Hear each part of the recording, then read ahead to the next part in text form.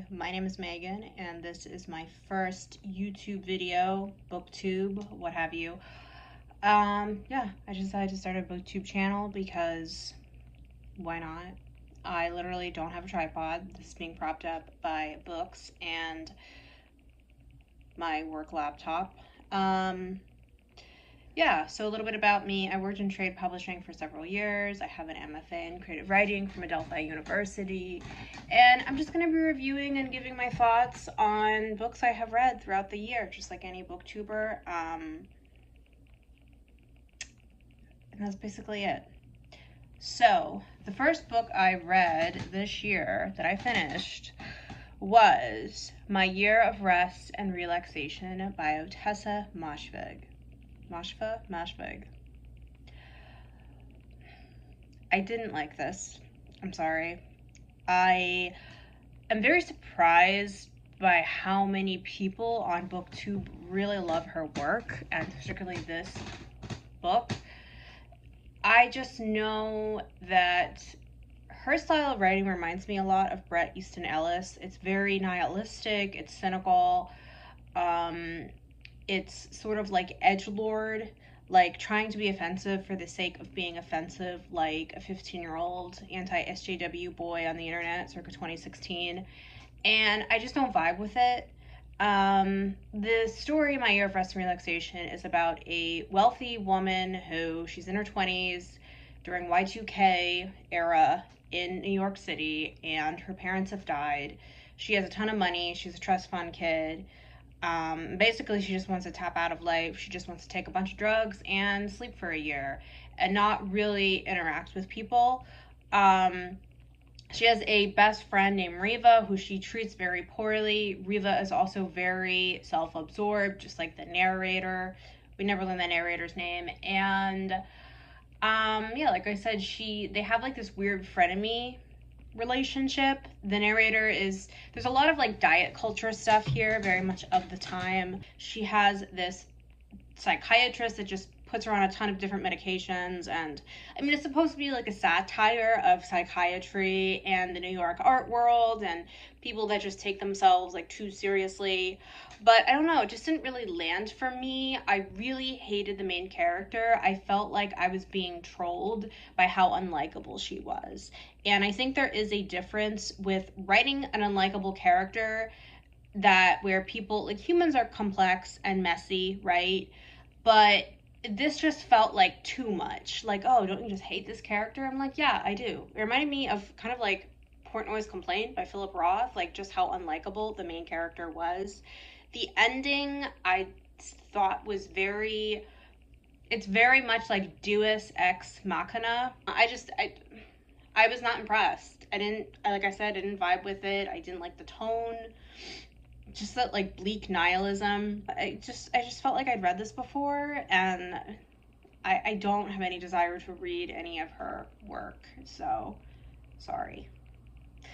The next book I read that I also did not like, really disliked, was Anaïs Nin's Delta of Venus.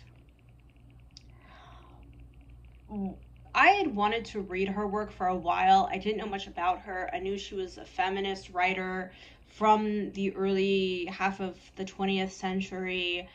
And I picked it up in a bookstore. I bought this brand new, just like My Year of Rest and Relaxation.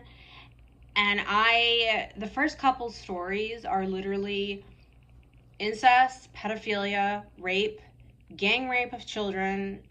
Then then we get into like adults, but it's like female genital mutilation, opium dens, like short stories where women are exploring themselves, trying to like come into their own sexually, but they always have to go to like opium dens or like underground sex clubs. Like, the only positive thing I can say about this is it was nice to see representation of certain trans characters. There was like an intersex person who was also non-binary, I remember. So that was nice to see that representation written in like the 40s, but overall it was just full of just nasty, nasty stuff. The tale of this collection is that Anaïs Nin had a private collector who wanted her to write these vulgar stories, and we never know his name. And so these were all compiled. She wrote this for him. She didn't really like it. In hindsight, I think she's like, oh, well, like, these have a kind of female voice to them, but like they really don't. It's just a lot of gross violence against women and children, and there's also weird racist stuff too. There's an African man and an Arab man in different stories, and like they're weirdly fetishized, and this sort of like racist animalization, I want to say, of non-white people, like that characterization is present. I just did not know. This was a hell no. So the next collection or stories I read was Do Me, Sex Tales from Tin House, edited by Win McCormack. I had this in my collection for years. I kept it. I read it when I got it back in like 2012. And this is also not really erotica. I mean, thank God it's not like Anaïs Nin. But the stories are not sexy. There's some stories, they're interesting, right? They're sort of like investigative journalism pieces, I would say, about weird or like maybe things you don't think about in terms of like people's sexuality and identity. Like there's a story of a woman who goes to a furry convention. There's another story about a man who goes on a cruise for gay men who are blind. And that one had like some, like, it was well written, but it wasn't really erotic. This one feels more just like an exploration of sex from like an intellectual standpoint, if you get my drift. It's not really erotica. There's Miranda July. I hadn't heard that name in so long. She has like a flash fiction piece in here about her father like telling her how to like finger a woman, which was kind of weird. I was like, okay. Just not really many erotic stories, and the stories that were like okay weren't good enough for me to be like, yeah, I want to keep this collection. So I got rid of it. Next book I read was Empress Orchid by Anchee Min. I got this in my local book bin, little lending library. So this is a big historical novel, fiction novel, about Empress Dowager Cece. I'm sorry, I'm gonna say all these names wrong. She's also, in the book, she's known as Tizu Hissi, or Empress Orchid is her like regal name. And this was a real woman, Dowager Cece, who ruled imperial China for 50 years. Not literally, but like behind the scenes more so, because you couldn't have a woman literally ruling, right? So it's based on her life, and it follows her story from the time she's a poor young woman, her father dies, and how she kind of levels up to be one of like hundreds of concubines for the emperor at the time. And then from there, she's actually chosen to be one of his 7 special concubines. And eventually she rises in the ranks. She's kind of like his second favorite, right? But like the head empress or head concubine, I don't remember, like, her name is Nahuru in the novel. In real life, she was known as Dowager Sian, and like they can commiserate with each other on some extent, but they don't fully trust each other, and everyone's always like looking out for themselves. Like the whole regal court, there's only like one person who Orchid can trust, and that's her little I'm sorry, this sounds uncousining, her eunuch. I don't remember his name. But otherwise, like, there's always this fear of like people are eavesdropping, people are watching you, people are gonna poison you. She's very much like, she goes from living in this lap of luxury and having all these material items, but she's always, and all these like servants that do everything for her, but she's very isolated and alone. It explores really like the whole suffocating aspect of the court. But like there was so much attention to detail. even like the detail paid to like her fake nails and how they were done. But like I feel like the plot and the characterization kind of gets a little bogged down. And so, you know, again, this novel isn't really about like her actually ruling. It's more like her slow ascent to power. Yeah, I just didn't really feel compelled that much to read the sequel. The next book I read was Secret Lives of People in Love by Simon Van Booy. Another book I had in my collection for a while. I bought it years ago because I love the title. I know a lot of people talk about buying books because they love the title, or excuse me, the cover, but I loved the title. This was kind of forgettable. I hate to say it. Like, there's some like decent stories in here, but there was nothing I really connected with, like, wow, this is great. Like the only one I really like distinctly remember having like some reaction to was Where They Hide is a Mystery. Basically, like there's a boy who's sad and he's grieving for his mother who's recently died, and this Indian man kind of like explains to him essentially like the dead are always living, they're always among us, they always live inside you. I can't recall if there's like a magic realism element to it. Clearly this collection didn't really leave a big impression on me.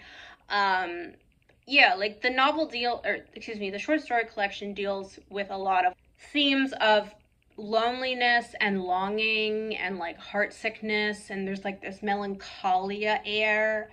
But I just didn't like the writing. It is very much purple prose, and it's just sometimes his similes and descriptions, they don't land. It took me out of the story. It was too much.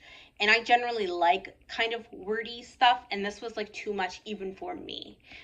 It read very much like someone in their MFA creative writing program. And I read somewhere that like he did complete this as part of his MFA program, so maybe that's why. Maybe I'd connect more with his stuff later on. But I got rid of this. All right, and the last book I read in the spring, another wonderful book bin, free library, little lending library thing, The Perfect Marriage by Jeneva Rose. This was probably the worst written out of all the stuff I just mentioned. But it kept me interested. It was just like a really very typical commercial lit airport kind of novel, right? Basically, the whole premise is this guy, he's Alex, I think his name was. I don't really remember. His mistress ends up dead in his bed in his little like log cabin he has to write. He's like an unemployed writer, and his wife is this high power attorney, and he feels emasculated, I guess. And so he has an affair with this woman. The woman ends up dead. And so we just try to figure out the novel. It goes back and forth each chapter between his point of view and the wife's. And the wife ends up taking on the case as his client, which would not really happen, I don't think. You know, whatever. Just suspend your disbelief. So there's a lot of like whodunit, like, oh, was it like the head cop who was in love with her? Was it the weird guy who would come into the coffee shop where she worked and stared at her? And you know, the wife just really has no idea. She's like, I don't know if he did it. Is he really capable of that? And spoiler alert, the ending was stupid. The ending was not deserved, as we would say in any kind of creative writing workshop. It just comes out of nowhere. Here's the thing. If you're gonna write a story where we get access, like first person access to a character's thoughts, you can't just withhold a whole big aspect of their personality and what they did and them being like in their heads, I don't know, did my husband do it? Like a total complete 180 at the end of the it was so dumb. It was just so dumb. I was like, come on, this is such bad writing. But hey, I mean, it kept me interested. I finished it in a couple days. So there you go. I'll do one more that I tried to read. I tried to read this book earlier in the year and I just couldn't get into it, and that was The Parisian by Isabella Hammad. I was a little disappointed in this, I'm not gonna lie. I loved her second novel, Enter Ghost. Parisian takes place in like mandatory, well, actually Ottoman Palestine, right? Under the Ottoman Empire. It follows this man named Midhat. I'm so sorry, my Arab ancestors are rolling in their graves. Midhat, who he wants to be a doctor. He goes to med school. He goes from Nablus, oh my god, so bad, to Paris, I believe, or Montpellier, to study. He's in med school, and then he's staying at this house with the doctor he's studying under and the doctor's daughter, and he falls in love with the daughter, and she has a thing for him, but like it's just this forbidden love that never goes anywhere because of their ethnicity / race, and you know, he's a foreigner, she's French. He ends up for many years just like living freely in France and kind of socializing with these Arab intellectuals that are living over there, and they talk about like things that are happening in Palestine and in general in the Middle East and the fall of the Ottoman Empire and all of that, and like Zionism comes up, and like they're all aware of like what is slowly happening, but they still don't have like any true idea of what is about to happen. And so Midhat eventually comes back to Palestine because it's like he ends up going into like the family textile business, but he always, like, people call him the Parisian because he still kind of has this like European French affectation of the way he dresses and speaks, and it follows his whole life. There's so many characters, I had trouble keeping track of them. The book ends in the 1930s, and overall it was fine. I just feel like I had to be in a certain mood to get into it, and her writing is very dense, particularly in this novel. She's a great writer, but I just found Enter Ghost to be so much more moving, and also, I think to me anyway, because it follows like a young woman in her late 30s in the present, it was easier for me to relate to that, obviously, than the Parisian. But yeah, it was fine. It was like a 3-star book. All right, that's all I'm gonna say about this. I've yapped too much.